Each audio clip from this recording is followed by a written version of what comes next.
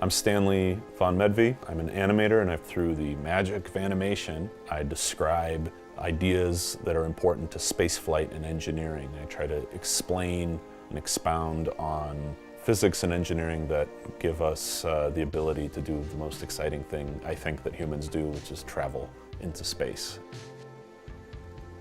Science is amazing, but it's also rigorous and tedious and boring, and I'm really more of an artist. Okay, I'm going to use art as a vehicle to communicate scientific ideas. And the scientific ideas I happen to have the most familiarity with and the most passion for had to do with space. I'm going to come up with something very clear and straightforward, and it's Stan and spaceships, and Stan can draw, so Stan draws spaceships. There we go, that's the show. I think when talking to the general public who don't have time to go through a big complicated lesson, sometimes they just want to get the idea, they just want to have some entry point. Animation is a great tool for that because it's very disarming and it's pleasing, and if people come up with a whole bunch of new questions from watching something, as opposed to just going like, I have learned and I am done, but rather to go, whoa, that's so interesting. Now I'm going to go and learn on my own.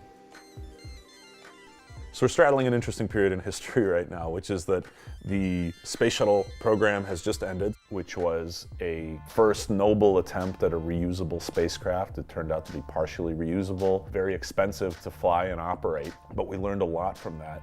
And then in the middle we have these the advent of the reusable rocket, partially reusable vehicles like the kind that SpaceX is developing with Falcon, and then the future that companies like SpaceX and Lockheed Martin and Blue Origin are going to be very rapidly bringing us, which is the fully reusable rocket, the industrialization of cislunar space, and very soon the colonization of Mars and the triangle trade of Earth, Mars, and the asteroid belt.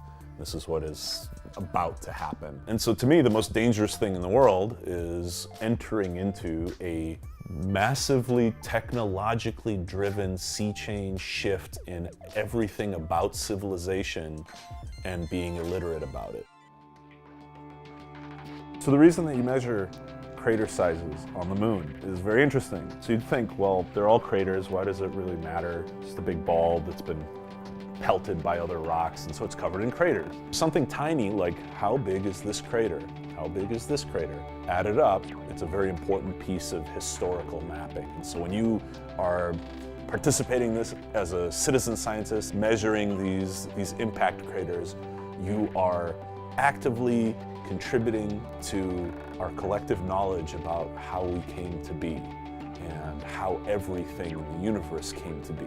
As someone who's interested in educating people about spaceflight and engineering, I want more people in the arts and the humanities to have that comprehension, because we need people of all sorts of intelligences to be participating in this endeavor.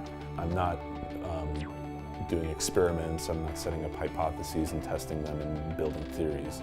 But I am a participant in the scientific endeavor. In that sense, I consider myself a citizen scientist.